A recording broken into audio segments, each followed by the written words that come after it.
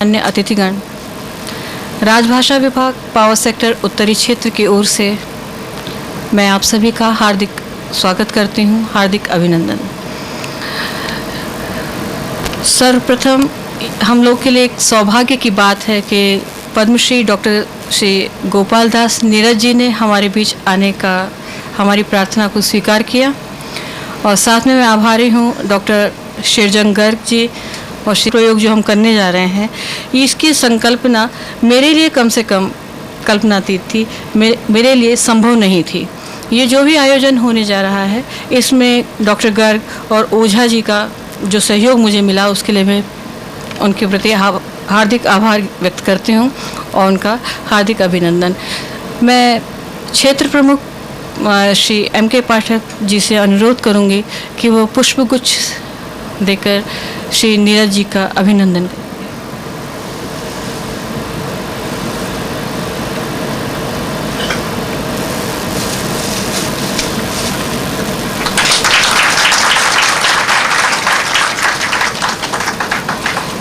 Doctor Garg,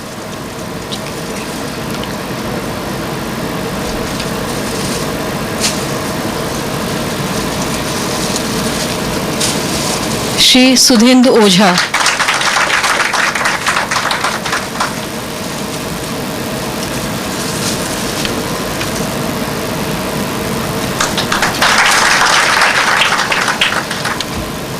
तो मित्रों, बुझ जाए सरे शाम ही जैसे कोई चिराग, कुछ यूं है शुरुआत मेरी दास्तान की।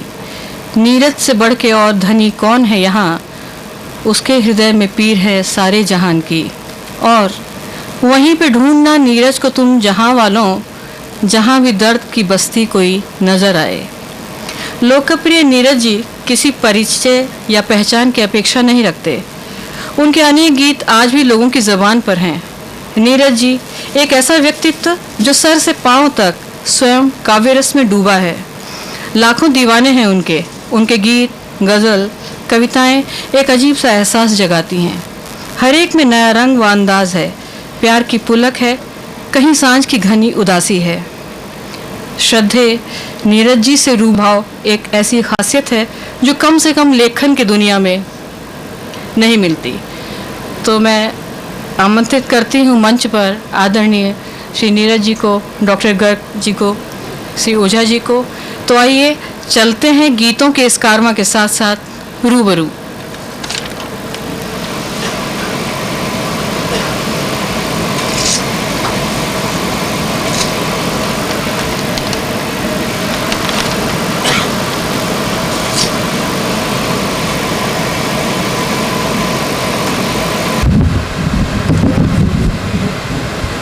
ऊपर करो, ऊपर तो करो थोड़ा और पास किसको, बस यहाँ ठीक है। श्रीमती दुर्गा जी ने बताया कि आज का जो कार्यक्रम है, इसकी परिकल्पना जब की गई तो वो निश्चित रूप से तब अभिनव ही थी, क्योंकि आज का जो कार्यक्रम है या आज जो शाम है जो नीरज जी के पास, जो नीरज जी के नाम है, उसमें हमने ये संयोजन किया था। हमने ये सोचा था कि नीरज जी के कविताओं से, गीतों से तो काफ़ी लोग परिचित हैं, मगर नीरज जी का व्यक्तित्व एक महाशून्य है, हम लोग उससे अपरिचित हैं। नीरज जी ने संघर्ष किया और भगवान शिव की भांति विषपान किया, सब कुछ अपने यहाँ गरल में रोक करके रखा, और समाज को जो गीत दिए वो प्रेरणाप्रद हैं, जिनमें प्यार ही प्यार। मैं नहीं पाता हूँ कि उनके गीतों में कहीं किसी भी तरीके की कोई खामोशी या कहीं गम की बात ज़्यादा आती हो। तो ऐसे नीरज जी के व्यक्तित्व को तलाशने के लिए, ऐसे नीरज जी से परिचय पाने के लिए, अंतरंग परिचय पाने के लिए हमने इस कार्यक्रम का संयोजन किया था और कल्पना की थी कि हम नीरज जी से पूछेंगे, उनसे जानकारी हासिल करेंगे कि नीरज जी आखिर नीरज क्यों है, नीरज कुछ और क्यों नहीं है। हमारे मध्य डॉक्टर शेरजंग गर्ग जी भी मौजूद हैं। आदरणीय नीरज जी के साथ में गर्ग जी का काफ़ी पुराना संपर्क है, शुरू से काव्य मंचों से जुड़े हुए हैं। मैं सबसे पहले आदरणीय श्री गर्ग जी से अनुरोध करता हूं कि वो जितनी जानकारी है व्यक्तित्व के बारे में डॉक्टर नीरज जी के, उससे पहले हमें परिचित करवाएं। तत्पश्चात हम धीरे धीरे इस कार्यक्रम को बातचीत के माध्यम से आगे बढ़ाएंगे। आदरणीय डॉक्टर शेरजंग गर्ग जी। आदरणीय नीरज जी, भाई सुधेंद्र ओझा, पाठक जी और मेरे BHEL के आत्मीय मित्रों, दरअसल मैं आप ही के दफ्तर में वर्षों रहा। एक बहुत ही निकटतम परिचय सबसे था मेरा। मुझे कई बातें आज याद आ रही हैं नीरज जी के प्रसंग में। आज से लगभग 22 वर्ष पूर्व KL पुरी जब हमारे अध्यक्ष और चेयरमैन थे, होली के अवसर पर एक कवि सम्मेलन BHEL ने किया था। और मेरा ख्याल है कि नीरज जी पहली बार BHEL के दिल्ली के किसी कवि सम्मेलन में उस बार आए थे। और वो आयोजन इतना सफल हुआ कि जो कवि नहीं पहुंच पाए, उन्होंने कहा कि हम अभागे थे, हम इस आयोजन में नहीं आए। उसकी इतनी कवरेज हुई थी। नीरज जी से मेरा परिचय लगभग 45 वर्ष पुराना है। हम लोगों ने पता नहीं, खैर नीरज जी बहुत वरिष्ठ हैं। इनकी छत्र छाया में इनके साथ आकाशवाणी में, लाल किले पर, दूरदर्शन पर अनेक बार काव्य पाठ का अवसर मिला। उसके अलावा एक और मौका मुझे मिला। एक प्रकाशक ने कहा कि मैं लोकप्रिय कवियों पर एक सीरीज छापना चाहता हूँ। तो मैंने कहा सबसे पहले जो नाम होगा वो गोपाल दास नीरज का होगा। और वो सीरीज छप के आई। मुझे बहुत खुशी है। दरअसल ओझा जी ने बात की नीरज जी की उपलब्धियों के बारे में। आज नीरज जी ने किन फिल्मों में गीत लिखे, उनका भी कुछ प्रदर्शन होगा। और लोकप्रिय बनाने में अगर हिंदी कविता को किसी का योगदान है तो बच्चन और नेपाली के साथ साथ नीरज और बलबीर सिंह रंग का नाम सबसे पहले आता है। उससे पहले मुशायरे बहुत लोकप्रिय हुआ करते थे।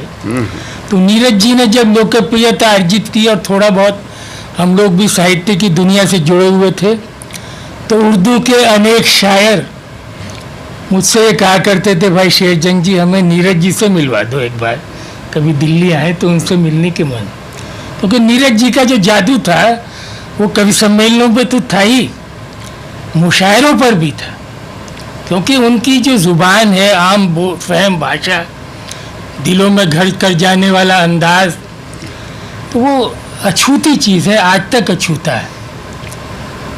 4 जनवरी 1925 को नीरज जी का जन्म हुआ और अगली जनवरी में, अभी अगले वर्ष 4 को ये 80 वर्ष के होने वाले हैं। लेकिन पता नहीं लगता। और मैं समझता हूँ कि ये तो हम लंबा सफ़र चलेगा अभी, और आने वाली सदियाँ फिराक साहब के कहा करेंगी। बहुत बढ़िया शेर है फिराक का। फिराक ने अपने आने वाली नस्लें तुम पर नाज करेंगी हम असरों, जब जब तुम ये जिक्र करोगे तुमने नीरज को देखा है। मुझे याद आ रहा है दर नीरज के बारे में, अभी नीरज जी के बारे में इन्होंने कहा इन्होंने विषपान बहुत किया। तो मुझे भीतर भीतर में हंस रहा था। मैंने कहा ना, अमृतपान भी कम नहीं किया। तो ये तो अमृत और विष का तो साथ है और वही जोड़ा है। और नीरज जी ने जिंदगी को भरपूर जिया। फिल्मों के लिए भी लिखा तो अछूते गीत लिखे। और बड़े बड़े शायर जो थे उनको ये लगा कि अगर नीरज जी इस दुनिया में रह गए तो हमारा क्या होगा। फिर बड़ा मायावी संसार है, तो नीरज जी ने अपने आप ही वो दुनिया छोड़ दी और फिर साहित्य की दुनिया में आ गए।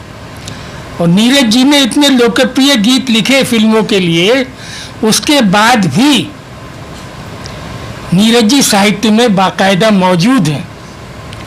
उनके जीते जी उनकी रचनावली छपी। आमतौर पर रचनाकारों की रचनावलियाँ उनके बाद छपती हैं। नीरज ऐसे कवियों में, और बच्चन जी और नीरज जी, जिनके जीते जी उनकी पूरी रचनावली प्रकाशित हुई, और लगभग 12 संकलन नीरज जी के काव्य संकलन है, गीत संकलन है। तो किन शब्दों में दरअसल एक सिरा पकड़ते हैं तो दूसरा छूट जाता है। 45 वर्षों की काव्य यात्रा, इनको सुनना, पढ़ना, बैठना, इनके साथ गपशप करना, और अनेक प्रसंग बार बार याद आते हैं। लेकिन मैं चाहूँगा कि हम नीरज जी के रूबरू होकर ये जो आयोजन दुर्गा पांडे जी ने किया और आप सबने भरपूर उन्हें सहयोग दिया, इसके लिए मैं पहले से ही आपको अग्रिम बधाई देता हूँ, शुभकामना देता हूँ और धन्यवाद देता हूँ कि इतनी बड़ी मात्रा में आप लोग यहाँ आए। और ये एक बहुत बड़ा आयोजन, जिसे राजभाषा उल्लास पर्व के रूप में, मुझे अच्छा लगा। मुझे प्रयोग करने वाले लोगों पे खुश होते हुए मित्रों, नीरज जी का जो बाह्य स्वरूप है वो तो हम लोगों के सामने जाहिर ही है। मैं उन्हीं से क्षमा मांगते हुए कुछ पंक्तियाँ आपको सुना रहा हूँ। निराकार जब तुम्हें दिया आकार स्वयं साकार हो गया, युग युग से मैं बना रहा था मूर्ति तुम्हारी एक अलेखी, आज हुई पूरी तो मैंने शक्ल खड़ी अपनी ही देखी, लेकिन इससे भी बढ़कर अपराध कर गई पूजन वेला, तुम्हें सजाने चला फूल जो मेरा ही श्रृंगार हो गया, निराकार जब तुम्हें दिया आकार स्वयं साकार हो गया। और निश दिन के ताने बाने पर बुना काल ने चीर तुम्हारा, पहनाने जब चला तुम्हें तो वह बन गया शरीर हमारा, और एक दिन जब आई बरसात हो गया मैला अंचल, मैंने तुम्हें पुकारा रो कर पर मुखरित संसार हो गया, निराकार जब तुम्हें दिया आकार स्वयं साकार हो गया। तो गंध तुम्हारी थी मैं तो बस बनकर सुमन चुरा लाया था, रूप तुम्हारा था मैंने तो केवल दर्पण दिखलाया था, पर यह दुनिया भी क्या है कैसा अनर्थ हो रहा यहाँ पर, श्रेय तुम्हारा तुम्हें न मिलकर मेरा यश विस्तार हो गया, निराकार जब तुम्हें दिया साकार स्वयं साकार हो गया। जो भी नाम दिया तुमको वह मेरा ही परिचय बन बैठा, जिस स्थल पर तुम्हें बिठाया मेरा ही वह प्राण हृदय बन बैठा, अर्ध चढ़ा जो भी तुम पर बन गया अश्रु मेरी आंखों का, जो भी तुम्हें देखने दौड़ा मुझे देख बलिहार हो गया, निराकार जब तुम्हें दिया आकार स्वयं साकार हो गया। अंतिम पंक्तियां हैं कि सुध की ले पतवार सजाकर चिर जर्जर सांसों की नैया, सुध की ले पतवार सजाकर चिर जर्जर सांसों की नैया, पाल आंधियों के फैलाकर तूफानों को बना खिवैया, तुम्हें खोजता फिरता था मैं लेकिन एक लहर वह आई, डूब गई तृण तरी और मैं सारा सागर पार हो गया, निराकार जब तुम्हें दिया आकार मैं स्वयं साकार हो गया। ये आदरणीय नीरज जी का व्यक्तित्व है, ये आदरणीय नीरज जी का गीत है। नीरज जी इससे भी इतर लिखते हैं, नीरज जी जैसा आप सुनते हैं उससे अलग भी लिखते हैं। तो इन्हीं शब्दों के साथ में अब मैं नीरज जी से पूछना चाहता हूँ, प्रारंभ करते हैं हम लोग बातचीत का यही से सिलसिला, कि नीरज जी हमें बताएं ये गोपाल दास सक्सेना जो है ये नीरज कैसे बना?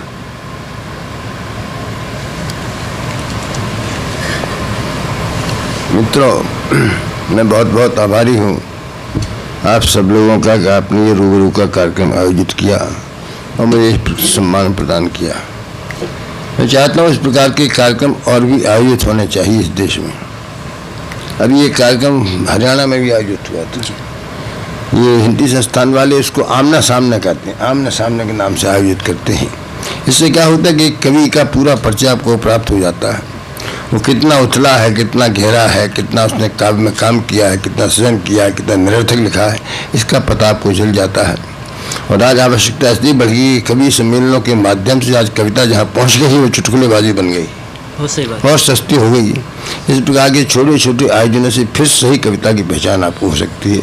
इसके लिए मैं आप सब लोगों को, अधिकारियों को, बहन दुर्गा जी को, सब लोगों को आपको बहुत बहुत साधुवाद देता हूँ। आपका प्रश्न है तो मैं नीरज कैसे बन गया ये तो मैं नहीं जानता। अगर आप नीरज कवि की बात करते हैं तो बात दूसरी है, लेकिन नाम की बात करते हो दूसरी बात है। कवि के रूप में पूछिए कभी आप नीरज कैसे बने।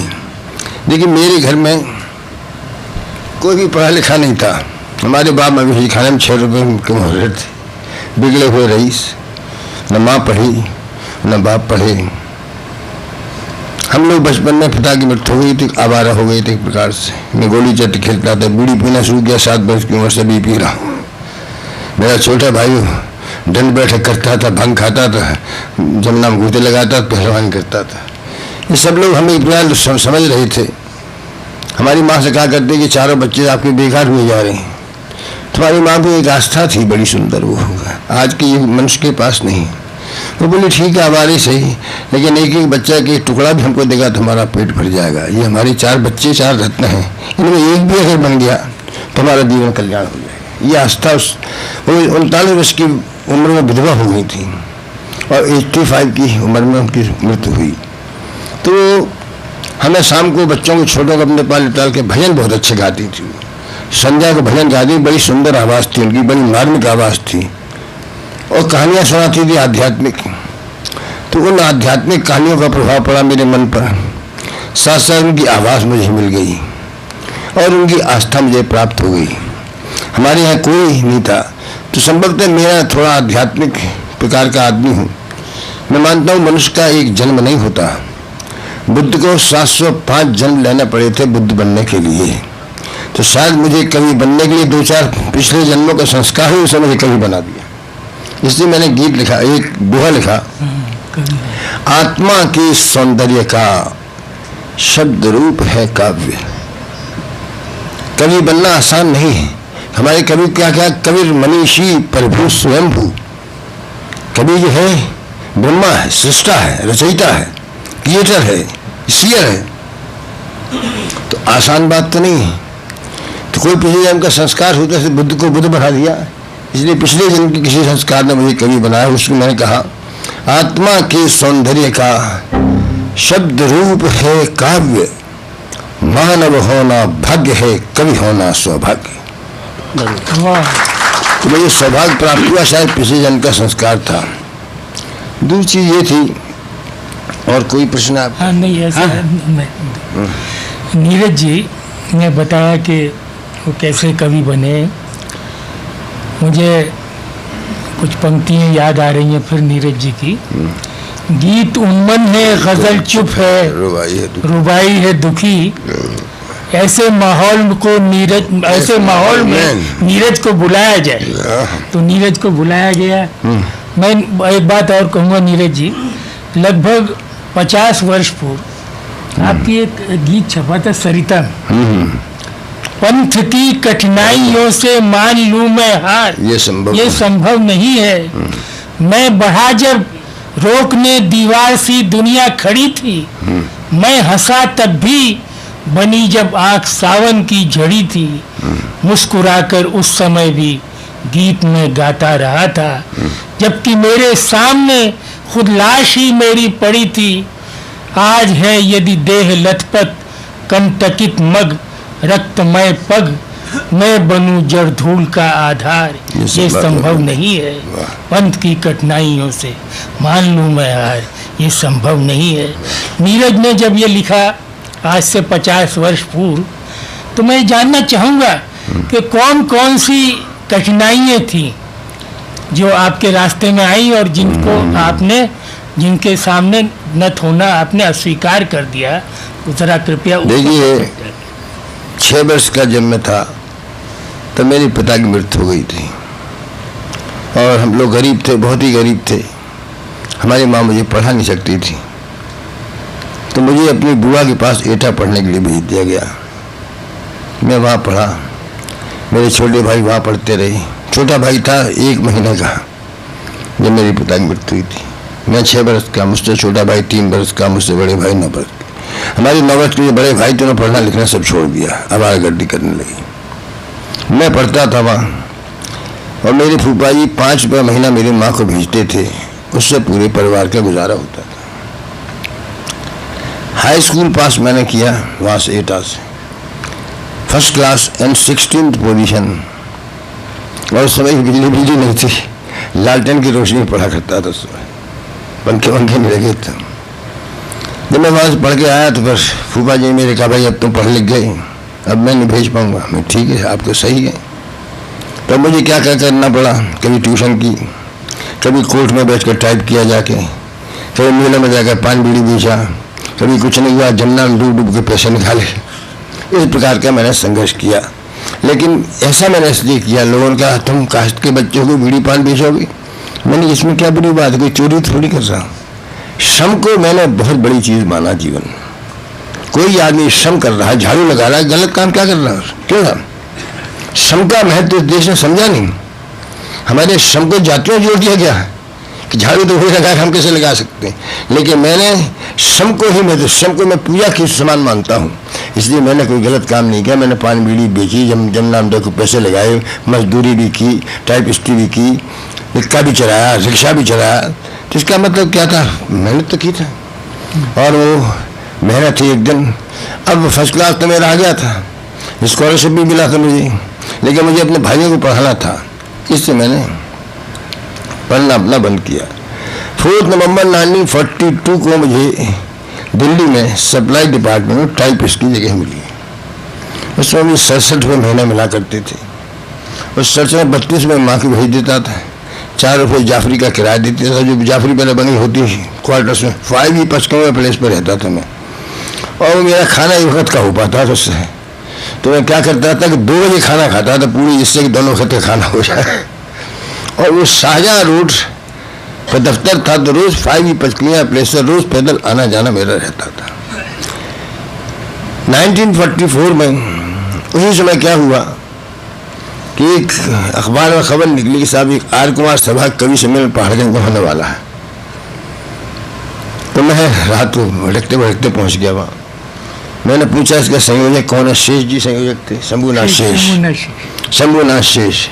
तो मैंने उनसे कहा भाई मुझे भी आप कविता पाठ करा दो, बहुत अच्छी बात है। बोले मैं तो जानता नहीं आप कौन है क्या है। मैंने कहा समझ कितनी उम्र होगी हमारी, 42 में, 25 का जन्म, 17-18 वर्ष का। बोले करुणी जी साहब भी लिए। करुणी जी वहाँ के सीनियर पोएट थे, वृद्ध थे। हाँ, तो मैंने उनके पैर छुए। मैंने करुणी जी आप मुझे भी आज अवसर दे दो पढ़ने का। बोले कहाँ रहते हो आप? मैं इटावे का रहने वाला हूँ। बोले इटावे का तो मैं भी हूँ। मेरी तो बात बन गई। पढ़वा दूंगा चलिए, लेकिन सबसे पहले आपको पढ़ना पड़ेगा। जैसी आपकी मर्जी। साहब मुझे पढ़वाया उन्होंने। एक गीत मैंने पढ़ा तो वंस मोर की आवाज़ आई, दूसरा पढ़ा वंस मोर, तीसरा मिला वंस मोर, और मुझे एक साहब ने 5 रुपया इनाम दिया। मैंने कहा भाई ये 5 रुपया अगर इस तरह मिलता है मुझे तो मेरे लिए तो बहुत बड़ी चीज़ हो जाएगी। 5 रुपये जो है उस समय वैल्यू थी 5 की। आज का 5 बात मत करिएगा, बहुत बड़ी सुमन जी भी तो थे उसमें। नहीं, समझ मेरी लोकल प्रोग्राम था। अब वो क्या होता है मनुष्य का, शेमचंद सुमन तो दूसरी बात है, वो दूसरी घटना है। तो क्या होता है कि आदमी का यश जो है सुगंध के समान होता है।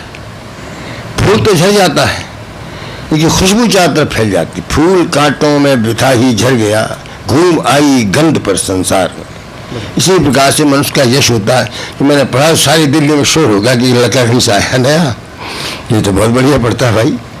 अब मुझे आसपास बुलाया जाने लगा, दिल्ली में तो बुलाया जाना, मेरठ बुलाया गया। मेरठ कॉलेज में गया, मुझे देख के बोले गिव हिम फीडिंग बोतल, गिव हिम फीडिंग बोतल, ये कैसे। जब मैंने पढ़ा तो सारे हॉल में सन्नाटा, बुलाया जाने लगा। उसी समय 1944 में एक शिमला कॉन्फ्रेंस हुई थी, गांधी झंडा मीटिंग, देश की आज़ादी के संबंध में। तो मैंने गीत लिखा था, आज मिला गंगा जल जल जमजम का। तो कभी समय पढ़ रहा था मैं, तो कब समाप्त हुआ देख बुजुर्ग ने कहा साहबजादी यहाँ ये क्या करते हैं आप? मैं सलाह में typist, what are you getting? 67 rupees per month. बोले come on, tomorrow join my office. I will make you Hindi literary assistant and you will get 120 rupees per month. 120 रुपया, 44 में बड़ी मीनिंग था। साहब मैं रिजाइन करके पहुंच गया। मैं बुलाया था वो हफीज जालंधरी। अब ऑफिस था 4 अंडर हिल रोड पर, और वो जो डिपार्टमेंट था उसका नाम था सॉन्ग पब्लिसिटी ऑर्गेनाइजेशन। उसका काम ये था कि सरकार की योजना को कवि सम्मेलन और मुशायरों के माध्यम से प्रचार करो जी। तो अब मैंने ज्वाइन तो कर लिया, लेकिन मैं खुद खादी पहना था। 42 के मूवमेंट जब चला था ना, तो उसमें 2-4 दिन जेल भी रहा था। तो मैंने कहा तो बड़ा देशद्रोह का काम भाई, सरकार की योजना का प्रचार में करूं। और मुझे दिया गया तो 1 लाख रुपया साल में खर्च करिए आप, और कवि सम्मेलन के माध्यम से सरकार की योजना का प्रचार। हालांकि कोई खास बात नहीं थी उनमें, दिनकटी भी रही थी डायरेक्टर अब पब्लिसिटी पटना में उसमें। तो 1 साल पहले 42 में गया था वहाँ देहरादून। तो रशीद अहमद बुखारी वहाँ डिप्टी कलेक्टर थे, उन्होंने मुझे बुलाया था। उन्होंने बुलाया तो पहले स्टेशन ढूंढते फिरे कि नीरज साहब कौन से, नीरज साहब कौन से। मैं उतरा, मैंने देखा कि लोग कुछ ढूंढ रहे किसी। तो मैंने उनसे कहा साहब आप किसको तलाश कर रहे हैं? बोले साहब नीरज साहब आने वाले थे। इससे मैंने साहब नहीं। बोले आप नीरज? मैं तो समझा तो कोई वेस्टर्न पहने हुए छड़े लिए कोई आदमी हुआ तो आप नीरज? मैंने कहा साहब साहब। अच्छा साहब मैंने पढ़ा तो बहुत प्रभावित हुए। वो बोले कल यहाँ बहुत बड़ा मुशायरा होने वाला है, हम चाहते हैं कि आप कुछ जिगर साहब को सुनवाते हैं। जिगर अपने समय के शहंशाह तरन्नुम कही जाते थे गज़ल में। हम लोग साहब छुट्टी आप ले लीजिए, टेलीफोन करके वहाँ उन्होंने टेलीफोन की छुट्टी ले ली। मैंने मुशायरे में ले गए मुझे जिगर साहब के पास। बोले साहब मैं इस बच्चे को सुनवाना चाहता हूँ आपको। बोले ज़रूर ज़रूर। तो मुशायरे में आई, मुझसे का आगाज़ आपसे ही होगा।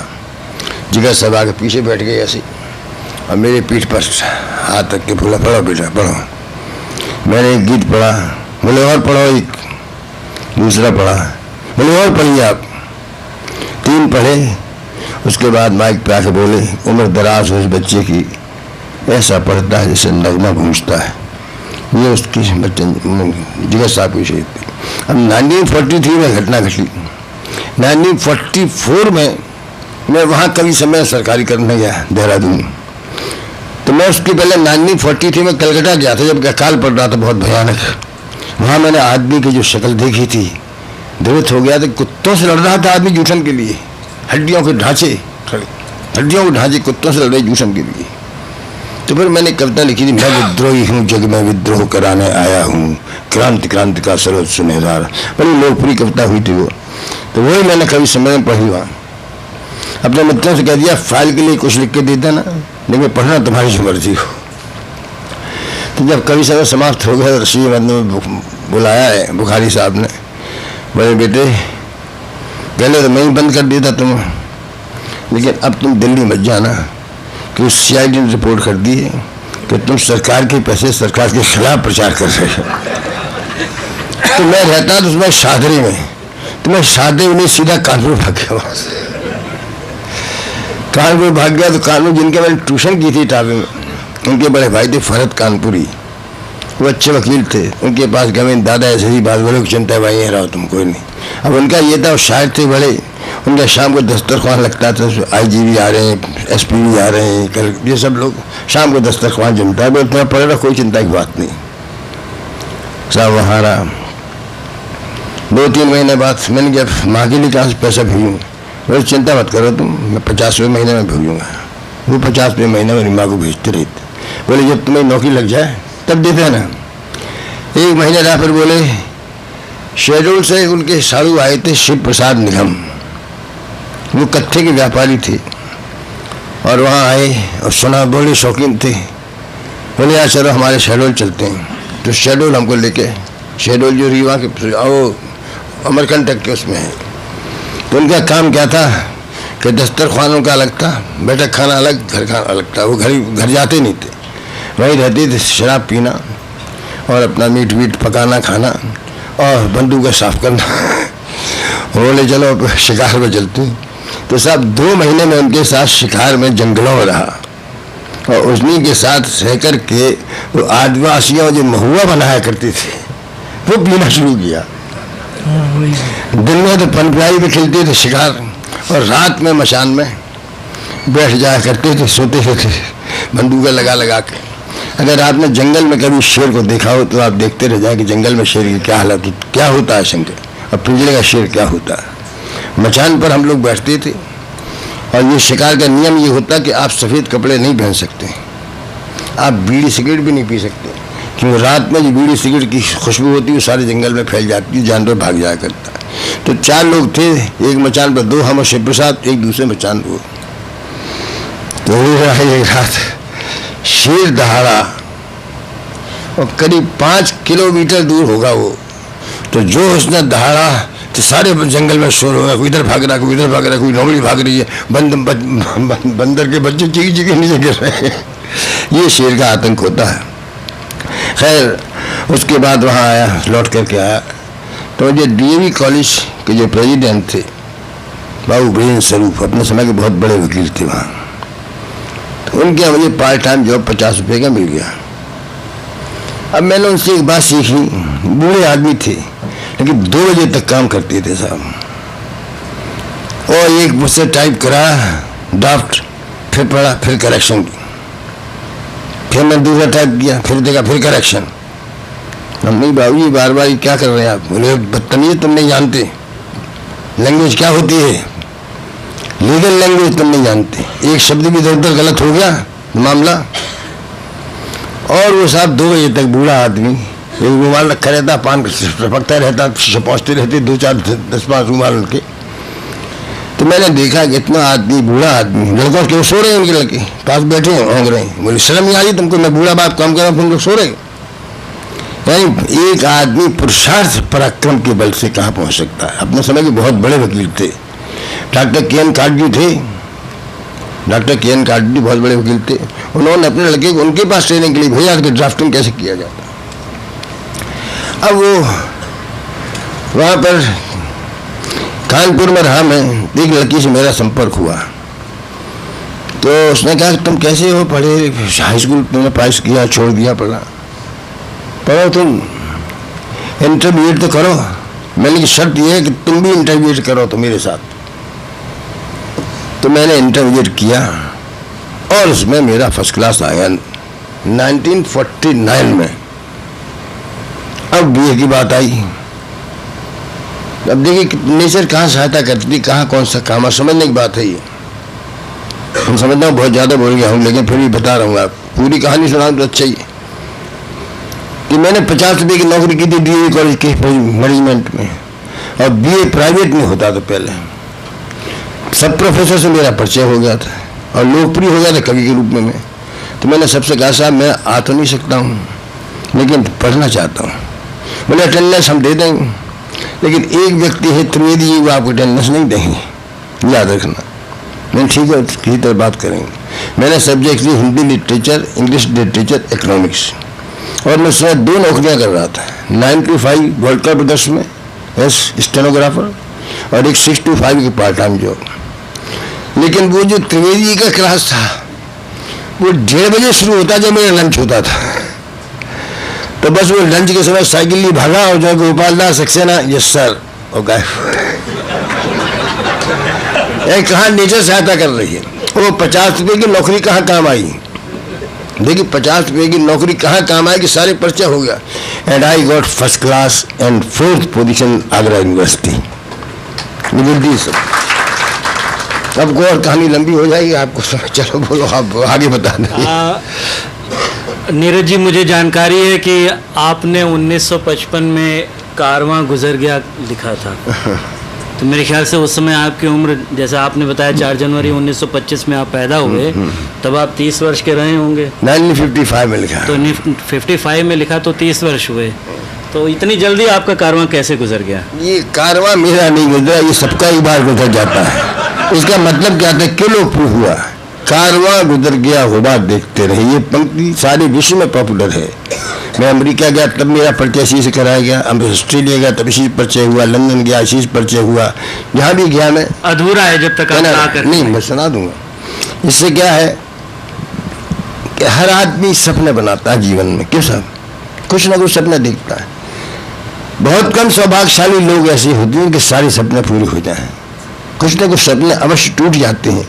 जब ये कोई सपना टूटता है तब इसके मुँह से निकलता है कारवां गुजर गया वो बात देखते। तो ये जिंदगी की मेरी कहानी नहीं, मैंने सपने बहुत से बनाए थे, सपने टूट गए बहुत से। इसी प्रकार से बहुत से लोगों के सपने टूटते हैं, इसीलिए पंक्ति जो थी हिट हो गई। दूसरी चीज क्या हुई कि ये पंक्ति फ्रेज जो था हिंदी में पहली बार आया। ऐसी भाषा हिंदी में पहली बार नहीं आई जी। मैंने 55 में लखनऊ से पढ़ा था। उस समय रेडियो सब गीत सुने जा, पूरा देश सुनता था, पाकिस्तान तक सुनता था, पाकिस्तान तक में हिट हो गया। कुछ लोग कहने लगे हिंदी का आदमी कि उर्दू का आदमी है। ये भ्रम लोगों को फैल गया कि हिंदी का आदमी कि उर्दू का आदमी है। नाम नीरज फ्रेज जो है उर्दू का। तो इस प्रकार से पॉपुलर हुआ। ये मेरी 30 वर्ष की साधना नहीं, ये जीवन की एक साधना है और सबके हृदय की बात है। सब तक में पहुंच जाए। ये थोड़ा सा आप 4 पंक्ति निश्चित। स्वप्न झरे फूल से मीत चुभे शूल से, स्वप्न झरे फूल से मीत चुभे शूल से, लुट गए श्रृंगार सभी बाग के बबूल से। स्वप्न झरे फूल से मीत चुभे शूल से, लुट गए श्रृंगार सभी बाग के बबूल से। और हम खड़े खड़े बहार देखते रहे, कारवां गुजर गया गुबार देखते रहे। स्वप्न झरे फूल से नींद भी खुली न थी कि हाँ ये धूप ढल गई, पाँव जब तलक उठे कि जिंदगी फिसल गई, पात पात झर गए कि शाख शाख जल गई। चाह तो निकल सकी न पर उम्र निकल गई, गीत अश्क बन चली छंद हो दफन चली, साथ के सभी दिए धुआं पहन पहन चले।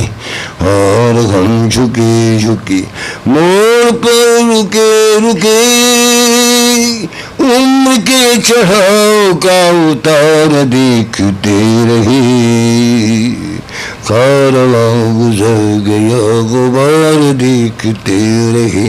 स्वप्न झरे फूल से